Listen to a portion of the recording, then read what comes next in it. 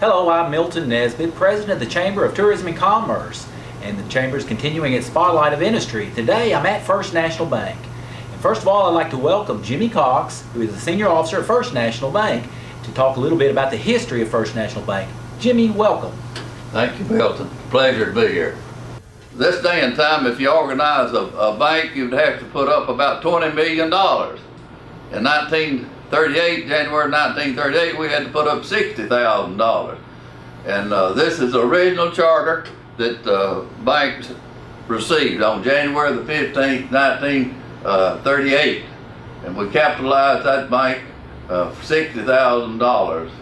But here's the people who had 77 original stockholders, had 500 shares of stock, and there was our bank that raised $60,000. Now here's the bank on the corner where we started originally. Did not own that bank at the time. We leased that bank from the defunct Citizens Bank, paid them $200 a month rent. So that's where we got our start. At the end of the first year, we'd done quite well.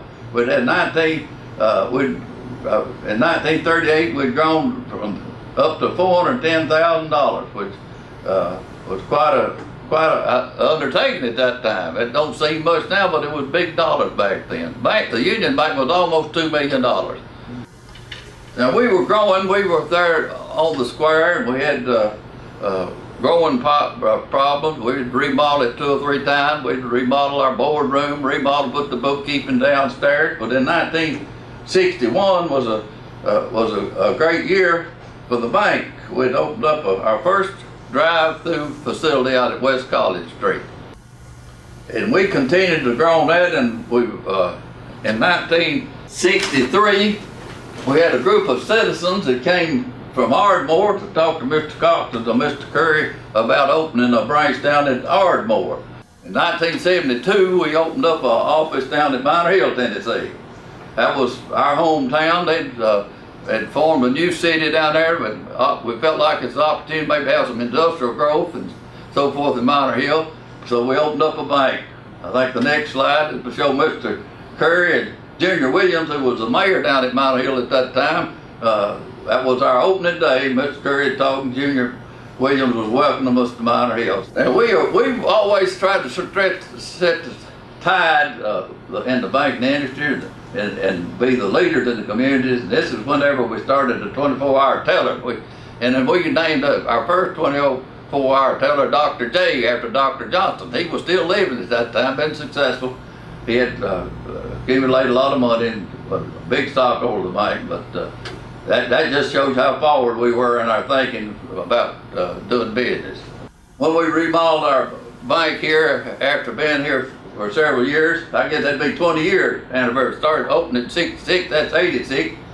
We opened up a Giles Heritage Theater and had live productions here in our theater. Mr. Cox and Mr. Curry, I guess they was riding with Miss Daisy. Probably during that production, they were having a big time themselves. They had thumbs up. It must have been quite a success. And it was. In 1990, we started our student advisory board. Mr. Harold Bass, who had come to work for the bank, always looking for good people to work at the bank, and he had been a college professor and a math teacher, and he started our student advisory board. Stayed with us a long time. He's now retired. That's our group of pictures of our first student advisory board, 1990. All right, now I'm going to show off a little about me. I got a little bit lucky, and I want to thank Mark Hayes particularly for nominating me for the Tennessee Bankers Wall of Fame. And he not only nominated me, but the Tennessee Bankers accepted it, and I was elected and inducted into that this last year. So it's indeed a privilege and an honor to serve the communities that we serve and to have the excellent staff that we have, and to appreciate what banking really is. Thank you.